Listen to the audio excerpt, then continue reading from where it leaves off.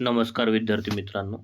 चला तर आज आपण बघूया ॲनाटॉमी अँड फिजिओलॉजीचा unit 1 introduction to anatomical terms and organisation of the human body.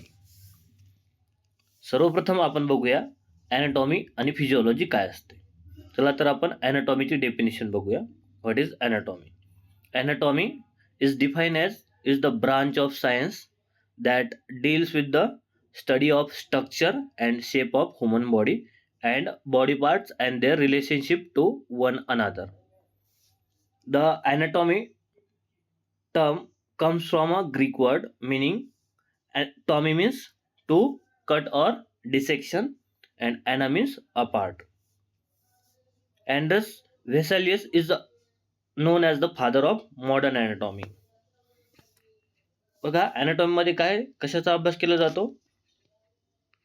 Human body structure, shape of human body and body parts and their relationship to one another. आता हा anatomy हा word कुठून आलाय? Greek भाषेपासून आहे ना. आता बघू branch of anatomy, gross anatomy. In that micro और मॅक्रोस्कोपिक. मॅक्रो बघा MACRO, macroscopic anatomy. Macroscopic anatomy is the branch of science that study the large, easily observable structures which are visible to our naked eye, such as heart or bone. आता macroscopic anatomy मध्ये कशाचा अभ्यास केला जातो? जे कोणते आपले बॉडीमधले structures आहेत किंवा काही ऑर्गन्स आहेत हे जे आपल्या उघड्या डोळ्याने आपण जे बघू शकतो याचा अभ्यास आपण मॅक्रोस्कोपिक anatomy मध्ये करतो. नेक्स्ट आहे मायक्रोस्कोपिक anatomy. याच्यामध्ये बघा cytology and histology. What is cytology? Cytology is the branch of science that deals with the study of cell is known as cytology, and the histology is the branch of science that deals with the study of tissue is known as histology.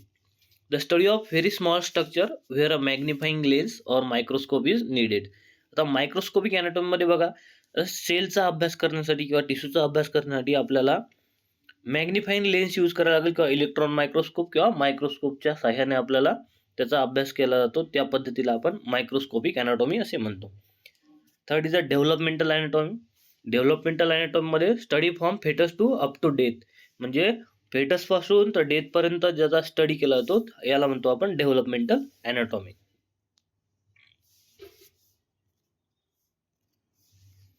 चला तर next term बघूया आपण physiology. तर बघा anatomy and physiology हे एकमेकाशी संबंधित, एकमेकाशी निगडित आहेत ना. फिजिओलॉजी बघा, physiology is define is the branch of biology that deals with the study of how the body and it's part work और फंक्शन. याच्यामध्ये एक्झाम्पल्स दिले आहेत मेटाबॉलिझम, रिस्पायरेशन, रिप्रोडक्शन्स आहे ना. तर याच्यामध्ये काय ॲनाटॉमीमध्ये आपण स्ट्रक्चरचा अभ्यास केला होता आणि फिजिओलॉजीमध्ये त्याचा फंक्शन, त्याचं कसं फंक्शन करतं बॉडी आहे ना, आणि ते पार्ट कसे फंक्शन करतात. Physio means nature and logy means to study. Like anatomy, physiology has many subdivision. For example, neurophysiology explain the working of nervous system. Neurophysiology म्हणजे जे आपल्या मेंदूचं काम, जे कामाचं क्रिया आहे हे जे आपण शिकतो हे न्यूरोफिजिओलॉजीमध्ये. And cardiac physiology study the function of heart. आता कार्डियक फिजिओलॉजी, आता हार्टचा स्ट्रक्चरचा अभ्यास करणं म्हणजे हे आला ॲनाटॉमीमध्ये, आणि ते जे फंक्शन, जे pumping of blood and circulation जे फंक्शन आहे हे येतं आपल्या फिजिओलॉजीमध्ये.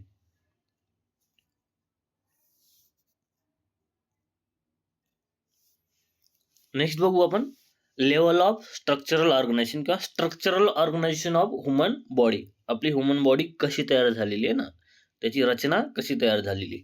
The human body exhibit 6 level of structural complexity. पहिला आहे केमिकल लेवल. पहिलं कोणतं आहे? Chemical level. The simplest level of structural ladder. At this level atom combine to form a molecules. Chemical लेवलमध्ये काय होतं? सर्वप्रथम ॲटम येतो.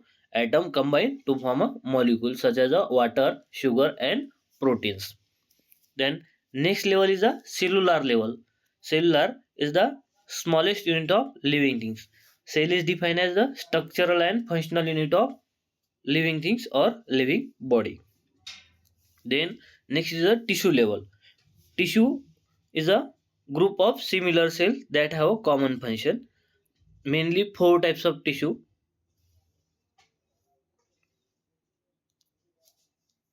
Then next is the organ level. An organ is a structure composed of 2 or more tissue types that perform a specific function.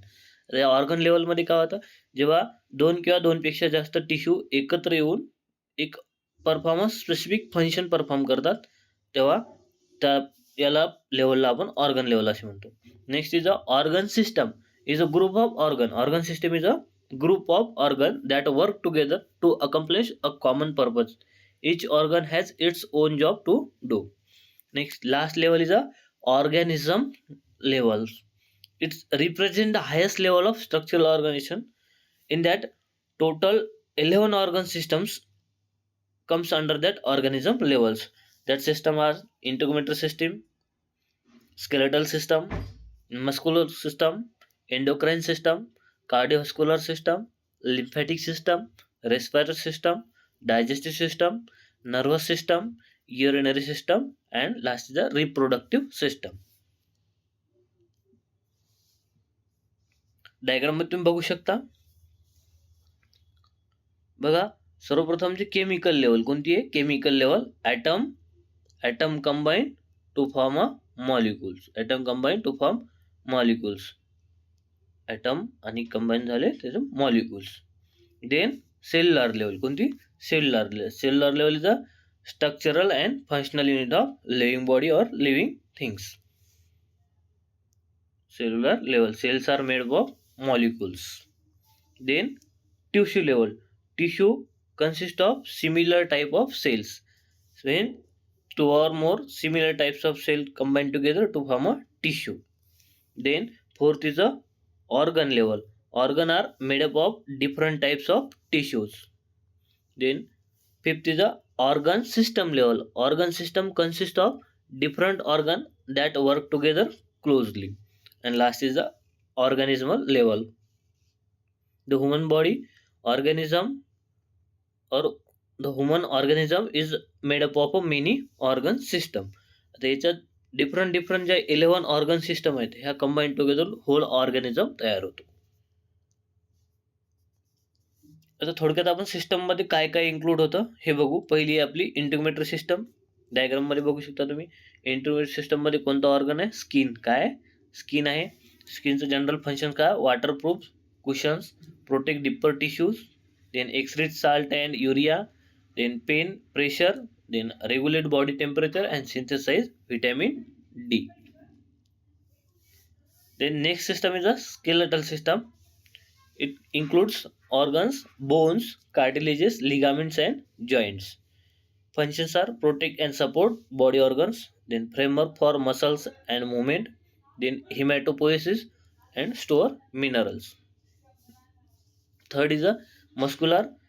It includes organs, skeletal muscles attached to the bones. Function is a contraction and mobility, that's a locomotion. Then facial expression, posture, produce body heat. Then fourth is a nervous system. It includes organ, brain, spinal cord, nerves and sensory receptor. Function is fast acting central control system. Then respond to external and internal stimuli via nerve impulses or electrical messages. Fifth is the endocrine system. It includes glands, pituitary, thyroids, parathyroids, adrenal glands, thymus gland, pancreas, pineal gland, ovaries and testes, etc. Then function is slow acting control system. Gland produce hormones that regulate growth, reproduction and metabolism. And six is the circulatory system. It includes heart, blood vessels, capillaries and bloods. Functions are carries O2, oxygen, nutrients, hormones and other substances to and form the tissue cells. And white blood cells protect against bacteria, toxins, tumors. 7 is a lymphatic system.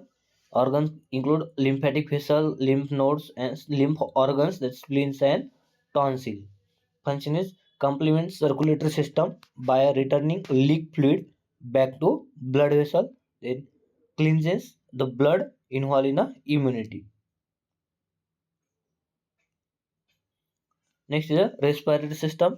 Organ includes nasal cavity, pharynx, larynx, trachea, bronchi, and lungs. Functions are keeps blood supply with oxygenated and remove carbon dioxide CO2.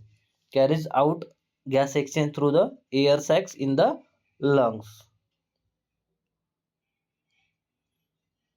Then ninth system is the digestive system.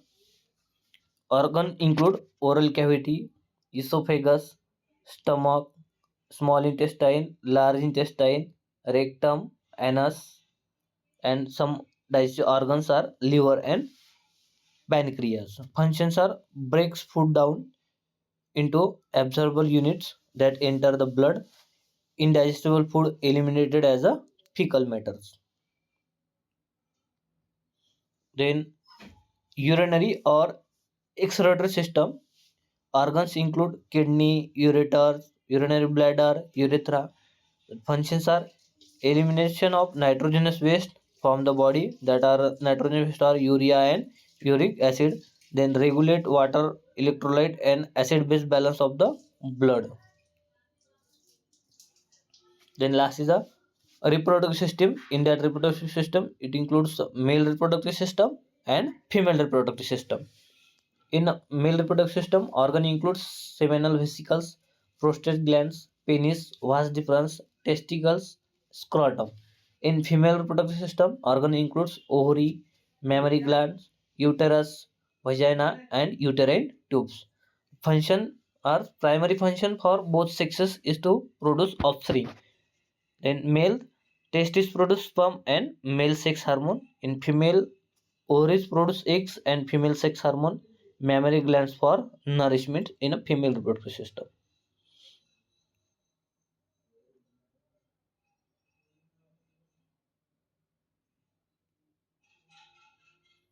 आता बघा, आपल्याला लाईफमध्ये survive करण्यासाठी काही घटक necessary आहेत for maintaining life. Necessary life function. All living organisms carry out certain vital functional activity necessary for life, including maintenance of boundaries. Every living organism must maintain its inside distance from outside. All the cells are surrounded by a selectively permeable membrane. The body as a whole is enclosed and protected by the intramural system or skin, which protect our internal organ from drying out, bacteria, heat and sunlight and other chemicals. Then movement. It includes the activity promoted by the muscular system. Skeletal system provide the bony framework that the muscles pulls on as they work. Then movement also occur when substances such as blood, foodstuffs, and urine are propelled through the internal organs. On the cellular level, the muscle cells' ability to move by shortening is more precisely called as a contractility. Then third is the responsiveness or irritability. Is the ability to sense change stimuli in the environment and then respond to them. The response, तर जे stimuli जे जे कोणता impulse आपला आहे ना, म्हणजेच environment आणि आपला जे कोऑर्डिनेट होतं आणि त्याला रिस्पॉन्स देणे, याला आपण रिस्पॉन्सिव्हनेस असे म्हणतो. व्हेन कार्बन डायऑक्साईड एक्झाम्पल दिलं बघा, when carbon dioxide is in your blood rises to dangerously high levels, your breathing rate speed up. तर बघा, जेव्हा आपल्या शरीरामध्ये कार्बन डायऑक्साईडचं प्रमाण वाढलं तर आपलं काय होतं, श्वासोश्वास जे ब्रिदिंग रेट आहे तो वाढतो. का बरं? की तो बॅलन्स करण्यासाठी, म्हणजे इन्हालेशन ऑफ O2, ऑक्सिजन आतमध्ये घेतात आणि CO2 एक्झेल करतात, तेव्हा CO2 आणि ऑक्सिजनचं बॅलन्स होईल. Because nerve cell are highly irritable and communicate rapidly with each other via electrical impulses. The nervous system is the most involved with responsiveness. However, all body cells are irritable to some extent. Then fourth is the digestion. Is the breakdown of ingested foodstuffs to simple molecule that can be absorbed into the blood. तर digestion मध्ये काय होतं, जे complex molecule, जे फूडचे complex molecule आहेत, हे simple मॉलिक्यूलमध्ये breakdown होतात आणि ते कुठं न्यूट्रिएंट्स त्यातले ॲब्झॉर्ब होतात in the blood. The nutrient rich blood is then distributed to all body cells by the cardiovascular system.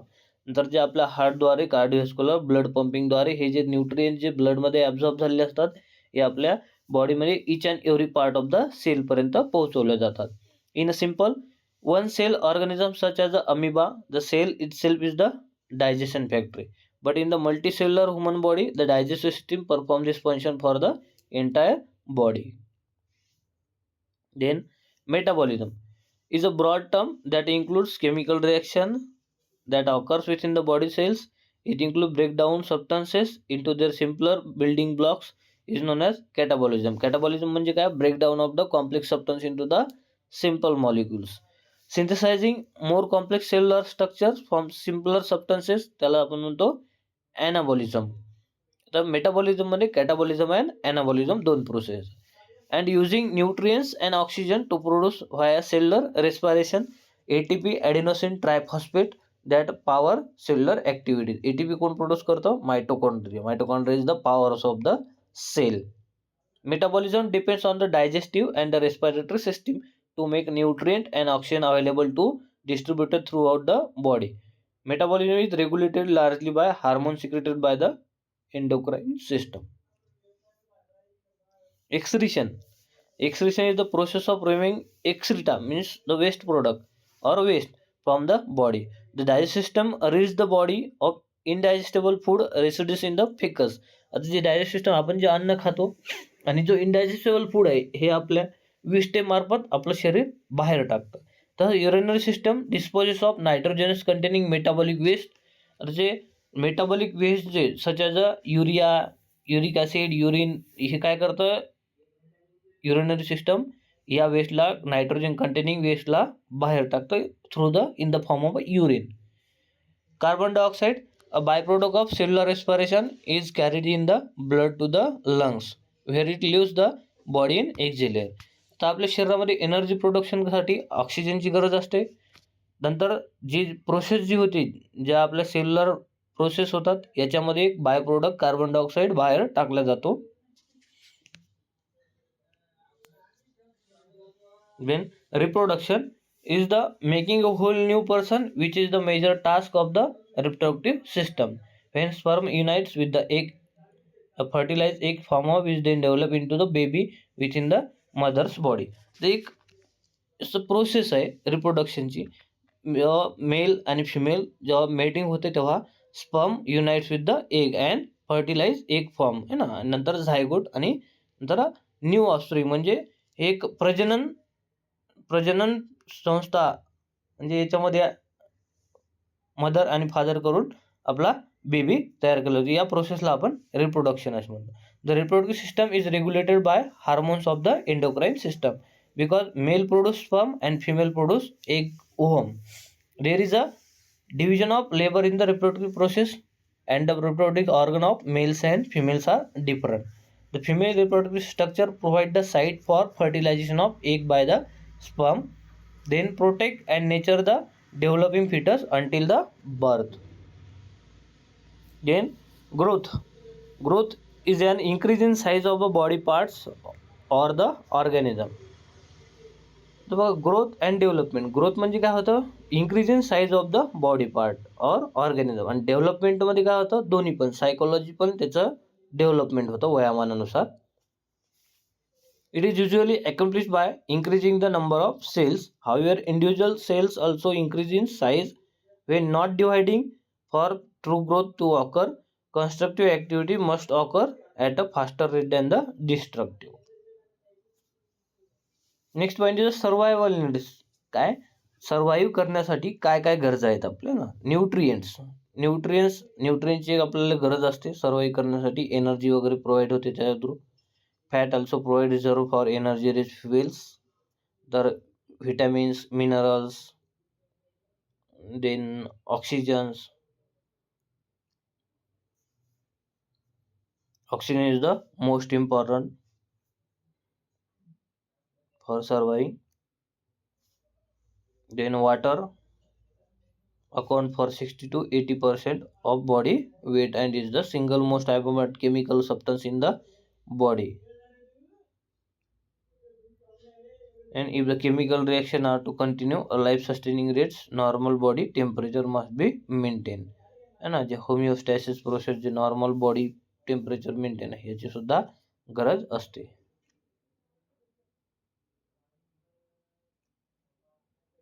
नंतर नेक्स्ट बघूया आपण the language of anatomy.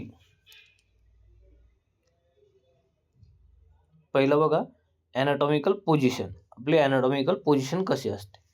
Standing erect, fits parallel, arm hanging at the sides, palm facing forward. बघा तुम्ही जर उभे राहिले तर काय होतं, एक उभे पोझिशनमध्ये anatomical position, body is erect with the feet parallel and the arm hanging. आता दोन हात जे आहेत आपले हँग केलेले असतात at the side, left and right, with the palm. आता पाल्म फेसिंग फॉरवर्ड, जे हाताचे पंजे आहेत हे कसे आहेत? Facing forward direction. It is the important to note throughout this course. Most terminology refer to this position regardless of the position the body happen to be in at the time आहे ना. म्हणजे ॲनाटॉमिकल position कशी आहे? Standing erect, fits कसे आहेत? Parallel, and arm कसे आहेत? Hanging at the side, both side, left and right. आणि पाल्म्स जे पंजे आहेत आपल्या हाताचे फेसिंग फॉरवर्ड. ही झाली आपली ॲनाटॉमिकल पोझिशन. काही डायरेक्शनल टर्म्स आहेत बघा. सुपेरियर, आता आपण जनरली यूज करतोय ना, च्यावर, च्या खाली आहे ना. Superior means toward the head end or upper part of structure of body, म्हणजे above. Inferior away from the head end toward the lower part of structure or body, म्हणजे त्याला आपण बिलो म्हणतो. and the anterior toward or at the front of the body or in front of, म्हणजे त्याला आपण ventral म्हणतो. Then posterior म्हणजे मागचा, dorsal, towards or at the back side of the body किंवा बिहाइंड, च्या मागचा. Then medial toward or at the midline of the body on the inner side of. Then lateral away from the mid line of the body on the outer side. लॅटरलमध्ये दोन येऊ शकतात, left lateral किंवा right lateral. Then proximal म्हणजे काय? Close to the origin of the body part or the point of attachment of a limb to the body trunk. आता proximal distal आपल्याला खूप लक्षात ठेवावं लागेल. मस्कुलोस्केलेटल सिस्टममध्ये सुद्धा आहे आणि प्रत्येक ऑर्गन आपण जे लोकेशन लोकेट करतो आहे ना, proximal to, distal to, near to, तर ह्याचे टर्मिनॉलॉजी तुम्हाला प्रॉपर लक्षात ठेवावं लागतील. Proximal close to the origin of the body part or the point of attachment of limb to the body trunk. Then distal म्हणजे काय? फर्दर, म्हणजे away from the origin of body or the point of attachment of limb to the body trunk. Then superficial किंवा त्याला external, toward or at the body surface. Then deep म्हणजे internal, away from the body surface, more internal. Then term झाले आता body planes बघू आणि sections. त्याला काय? Body planes आणि section. Section is a cut made along a plane. बघा sagittal मध्ये कसं आहे? Cut made along the lengthwise or longitudinal plane of the body dividing into left and right part. Sagittal diagram मध्ये बघा, sagittal plane divide body into the right and left part. या diagram मध्ये दिसतं तुम्हाला. इथून मधातून जी mid line मधून बॉडी डिवाइड केली, इकडं एक लेफ्ट आणि एक राईट पोर्शन झालं. देन याच्यामध्ये मिड सजायटल म्हणजे काय होतं? Median plane divide body into two equal half. Sagittal मध्ये काय होतं? फक्त दोन सेपरेट होतात साईड आहे ना, राईट आणि लेफ्ट पार्ट, दोन भागामध्ये डिवाइड केली जाते बॉडी. पण मिड सजायटल मध्ये median plane divide body into two equal half. कसे होते? दोन इक्वल हाफ मध्ये बॉडी डिवाइड होते, राईट अँड लेफ्ट मध्ये. देन फ्रंटल और कोरोनल प्लेन. कधी कधी कोरोनल येतं, कधी कधी फ्रंटल असं सुद्धा विचारलं जातं.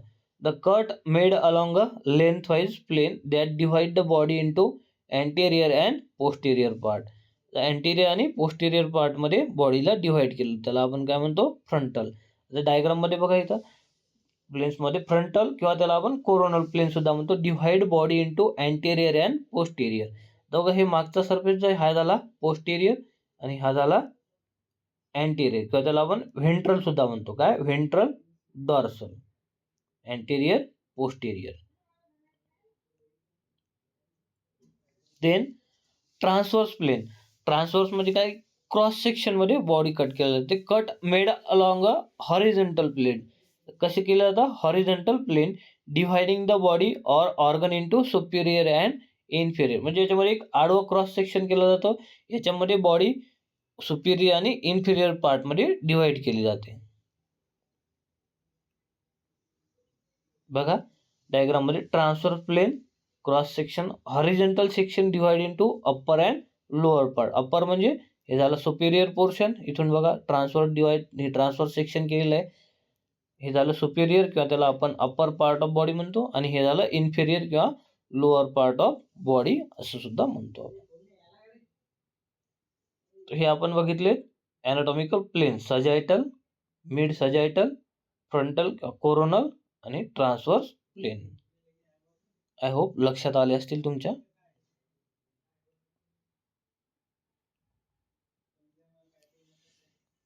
देन काही टर्म्स आणखी आहेत. फ्लेक्शन, आपण जे हँड फ्लेक्स करतो डायग्राम मध्ये तुम्हाला दिसते बघा, फ्लेक्शन. देन एक्सटेन्शन, जेव्हा आपण आपल्या बॉडीच्या ॲक्सिसचा अवे घेऊन जातो तेव्हा काय होतं, त्याला एक्सटेन्शन. नंतर सुपायनेशन आणि प्रोनेशन आहे ना, हातामध्ये आपण सपोज जो तळ हात आहे आपला हाताच्या पंजाचा, तो या साईडनं असला तर सुपायनेशन, आणि परत असा उलटा केला तर प्रोनेशन. तसंच लेगमध्ये पण आहे डॉर्सिफ्लेक्शन आणि प्लॅन्टर फ्लेक्शन आहे ना, पाय आपण वर घेतला तर डॉर्सिफ्लेक्शन आणि खाली गेलं तर प्लॅन्टर फ्लेक्शन. नंतर ॲडक्शन अँड ॲबडक्शन आहे ना, ॲडक्शन मीन्स टुवर्ड द बॉडी आहे ना, अँड देन ॲबडक्शन इज अवे, ॲरोमध्ये दिसतोय बघा. देन रोटेशनमध्ये मिडियल रोटेशन आणि लॅटरल रोटेशन, हे ॲरोमध्ये तुम्हाला डायग्रामवरती दिसत आहे. हे जनरल टर्म आहेत, थोडं लक्षात ठेवावं लागतात. देन आपण बघा पायाचं खालचं हे करतो इव्हर्जन आहे ना, आत बाहेर जो लेग घेतो आपण आहे ना, हे काय झालं इन्व्हर्जन, आणि ही प्रोसेस आहे एव्हर्जन.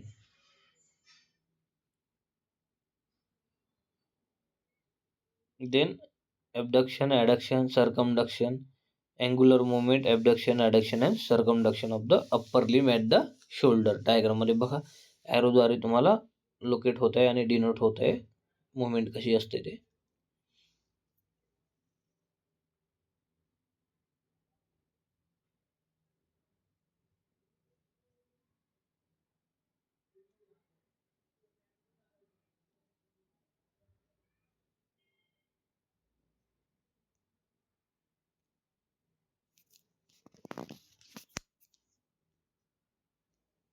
नेक्स्ट आपण बघूया regional terms. There are many visible landmark of the surface of the body. That's anterior body landmarks and posterior body landmarks.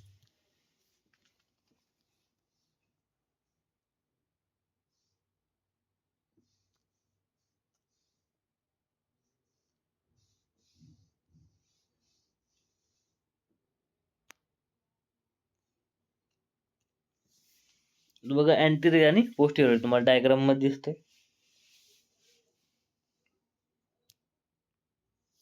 Regional term anterior आणि पोस्टेरियर बॉडी लँडमार्क. आता अँटेरियर मग बघा जे आपण orbital cavity, then nasal, oral, buccal, cervical, ॲक्रोमियल.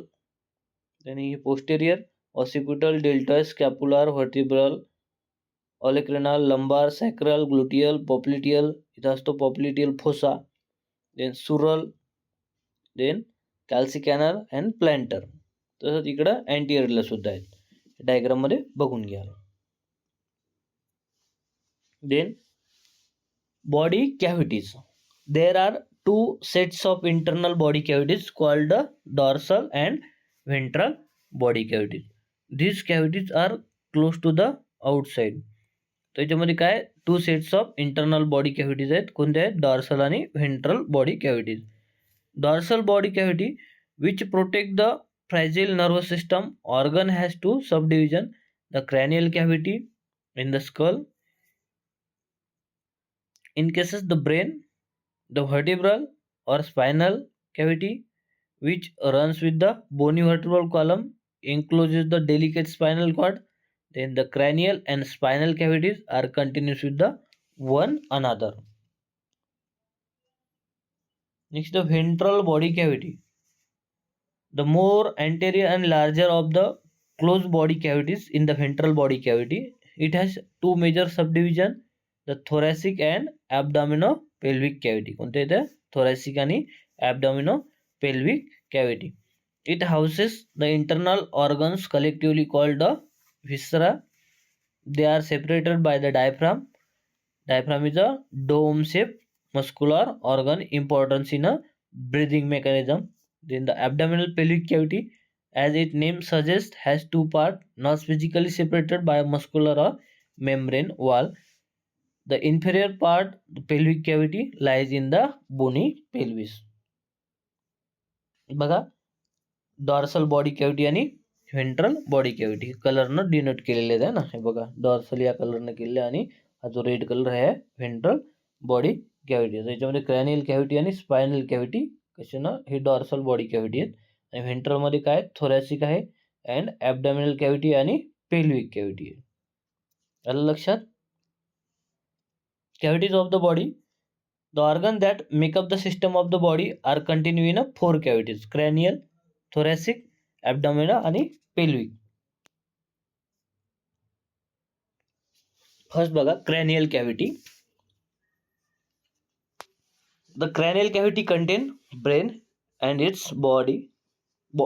boundaries are formed by the bones of the skull. Anteriorly is the frontal bone. Diagram में तुम्हाला दिसतं बघा, frontal bone. Then laterally two temporal bones. जे दोन टेम्परल बोन्स आहेत.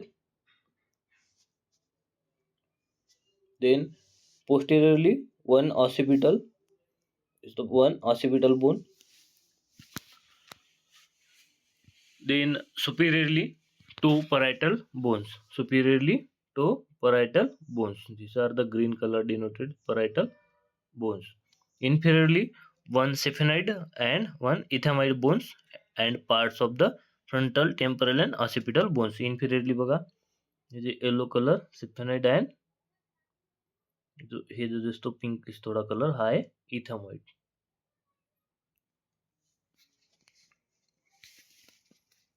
Then thoracic cavity बघा, diagram मध्ये दिसते तुम्हाला. Thoracic cavity. This cavity is situated in the upper part of the trunk. Its boundaries are formed by a bony framework and supporting muscles. Anteriorly बघा, the sternum and costal cartilages of the rib. Anteriorly काय, sternum आणि costal cartilages. तर हे sternum जो flat bone आहे आपला आणि काही कोस्टल कार्टिलेजेस आहेत.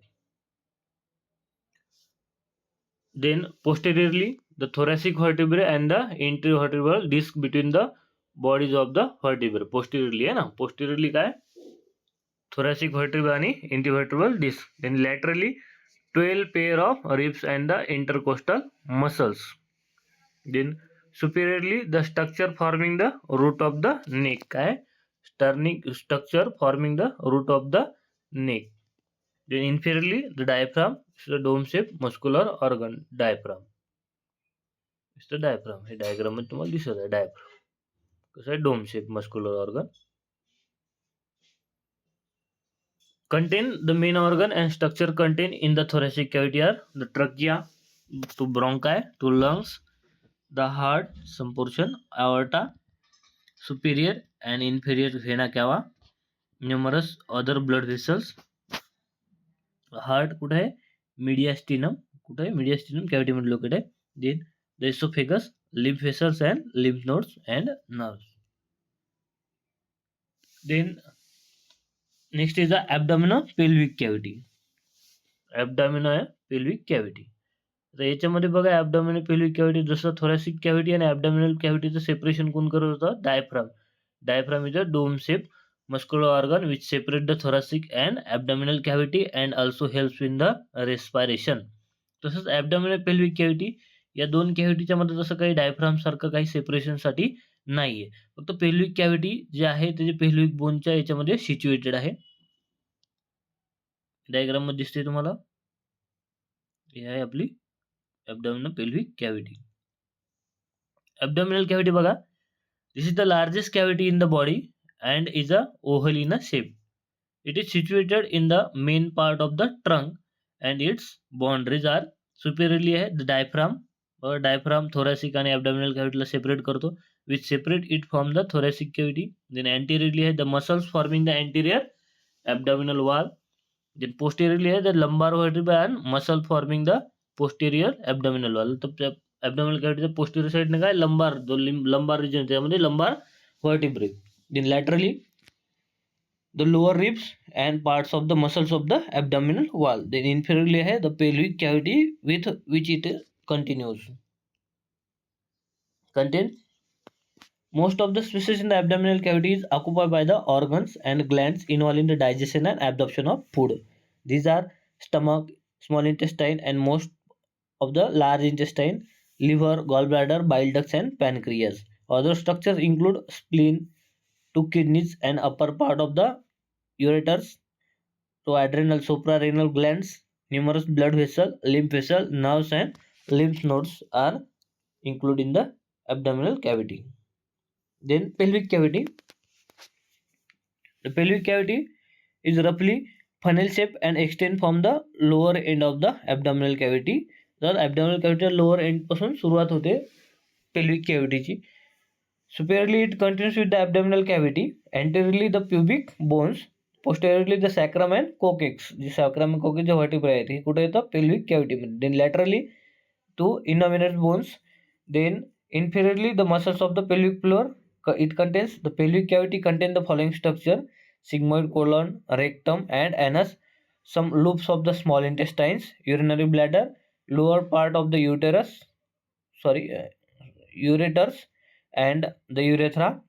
In the female, the organs of the reproductive system, the uterus, uterine tubes, ovaries, and vagina, including the pelvic cavity. In males, some of the organs of the reproductive system, the prostate gland, seminal vesicle, spermatid cords, different ducts, the vasa difference, then ejaculatory ducts, and the urethra, common to the reproductive and urinary system. Male मध्ये urethra हा common for the urinary system and reproductive system असतो. Then homeostatic imbalance. When the body is subjected to physical trauma, as often happen in the automobile accidents, the abdominal pelvic organ are most vulnerable.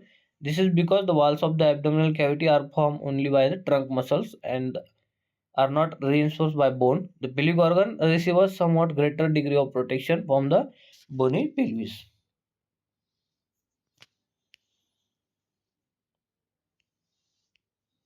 आता next बघूया abdominal pelvic regions and quadrants. Because the abdominal pelvic cavity is a large and contains several organs, it helps to divide into smaller area for study. One division method used primarily by anatomists use the two transverse and two parasagittal planes. This plane divide in the cavity into 9 regions. आता बघा ॲब्डॉमिनल pelvic कॅव्हिटीचे किती आहेत 9 reasons आणि 4 quadrants आहेत. किती आहेत 9 reasons आणि 4 quadrant. आता याच्यामध्ये काय one division method use primarily by anatomist use two transverse. किती प्लेन किती दिलेले आहेत आपण अनाटॉमिकल प्लेन बघितले याच्या आधी है ना. Use 2 transverse planes and 2 parasagittal planes. These planes divide the cavity into the 9 region. The umbilical region is the centermost region deep to the surrounding the umbilicus किंवा त्याला आपण नावल सुद्धा म्हणतो. डायग्राम मध्ये बघा ॲब्डोमिनो पेल्विक रिजन त्यामध्ये किती plain दिलेले आहेत युजेस 2 ट्रान्सवर्स आणि 2 पॅरासॅजिटल प्लेन्स आहे ना. 2 ट्रान्सवर्स आणि 2 कसे आहेत पॅरासॅजिटल. कसे आहेत 2 पॅरासॅजिटल. तर हे किती टोटल याच्यामध्ये झाले 9 रिजन मध्ये आणि 4 क्वाड्रंट सुद्धा आहेत. काय 4 क्वाड्रंट समोर बघू आपण 4 क्वाड्रंट आहेत बघा.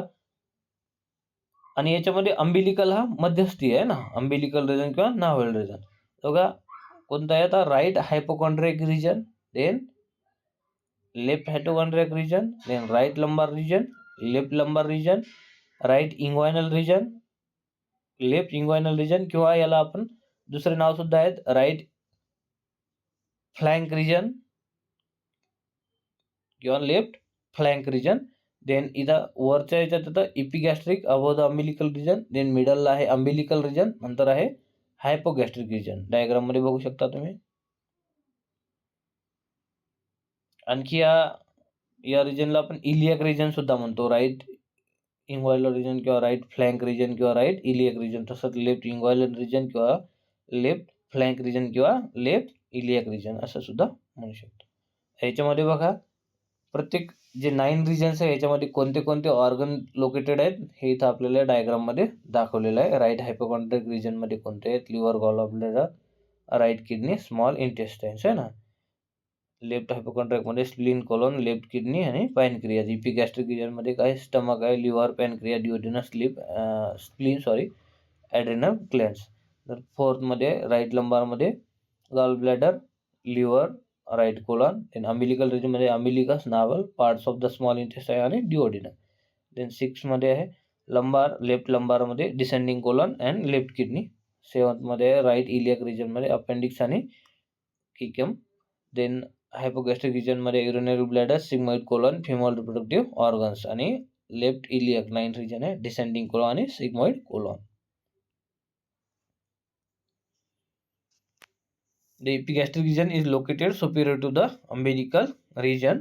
Epi means upon, above means or gastric means belly. The hypogastric, this pubic region is located inferior to the umbilical region. Then the right and left iliac or inguinal or flank region are located lateral to the hypogastric region. म्हणजे दोन lateral side म्हणजे दोन, right आणि left side. Iliac, superior part of the hip bone.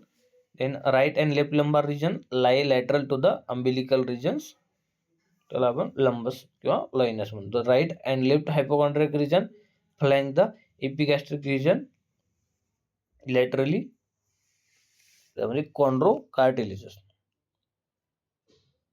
A simple scheme to localize the abdominal pelvic cavity organ is to imagine one transverse and one median sagittal plane pass through the umbilicus at the right angle. The resulting quadrants are named according to their positions from the subject point of view. Right upper quadrant, left upper quadrant, right lower quadrant आणि left lower quadrant. आता याच्यामध्ये 4 quadrant किती येतात, 4. Right upper quadrant, तसंच left upper quadrant, नंतर right lower quadrant आणि left lower quadrant. याच्यामध्ये किती प्लेन्स आहेत, imagine 1 transverse and 1 median sagittal planes. किती येतात, 2 आहे ना. डायग्राम मध्ये तुम्हाला दिसतंय बघा. आहे राईट, जसं राईट साईड नाही तर राईट अप्पर क्वाड्रंट, इकडं आहे लेफ्ट साईड तर लेफ्ट अप्पर क्वाड्रंट, तर परत लोअर साईडला आहे राईट लोअर क्वाड्रंट आणि इकडे लेफ्ट साईडला आहे left lower quadrant. I hope लक्षात आलं असेल तुमच्या. ठीक, थँक्यू. नेक्स्ट लेक्चरला आपण सेल आणि टिश्यू बद्दल बघूया.